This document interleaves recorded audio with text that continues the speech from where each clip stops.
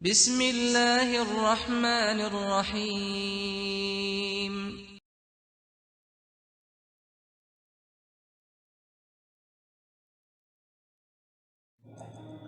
حضرت ابو ہریرہ رضی اللہ عنہ بیان کرتے ہیں کہ حضرت صلی اللہ علیہ وآلہ وسلم نے فرمایا، جو شخص بھی مجھ پر سلام بھیجے گا اس کا جواب دینے کے لیے اللہ تعالیٰ میری روح کو واپس لوٹا دے گا تاکہ میں اس کے سلام کا جواب دے سکوں، یعنی حضرت صلی اللہ علیہ وآلہ وسلم پر سلام بھیجنے والے کو اس درود کا ایسا اجر اور ثواب ملے گا جیسے خود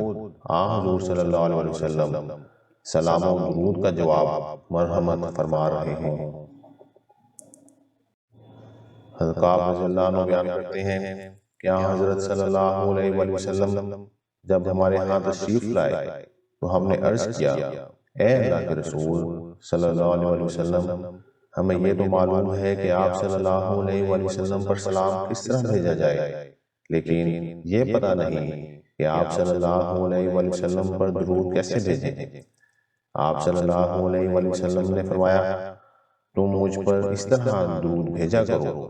اللہم صلی علی محمد وعلی آل محمد کما صلیت علی آل ابراہیم انکا حمید مجید، اللہم بارک علی محمد وعلی آل محمد کما بارکت علی آل ابراہیم انکا حمید مجید، یعنی اے ہمارے اللہ، تو محمد صلی اللہ علیہ وآلہ وسلم اور محمد صلی اللہ علیہ وآلہ وسلم کی آل پر درود بھیج جس طرح تو نے ابراہیم علیہ السلام کی آل پر درود بھیجا۔ اے ہمارے اللہ، تو محمد صلی اللہ علیہ وآلہ وسلم اور محمد صلی اللہ علیہ وسلم کی آل کو برکت عطا کر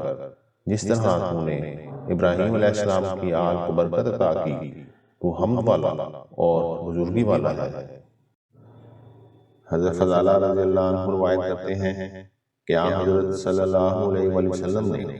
ایک شخص کو نماز میں دعا کرتے ہوئے سنا، نہ اس نے اللہ تعالیٰ کی حمد و ثنا کی اور نہ حضرت صلی اللہ علیہ وآلہ وسلم پر درود بھیجا۔ اس پر آپ صلی اللہ علیہ وآلہ وسلم نے فرمایا، اس نے جلد بازی سے کام لیا ہے اور صحیح طریق سے دعا نہیں کی۔ آپ صلی اللہ علیہ وآلہ وسلم نے اس شخص کو بلایا اور فرمایا، جب تم میں سے کوئی نماز میں دعا کرنے لگے تو پہلے اپنے رب کی حمد و ثنا کرے، پھر نبی کریم صلی اللہ علیہ وآلہ وسلم پر درود بھیجے، اس کے بعد حسب منشا دعا کرے۔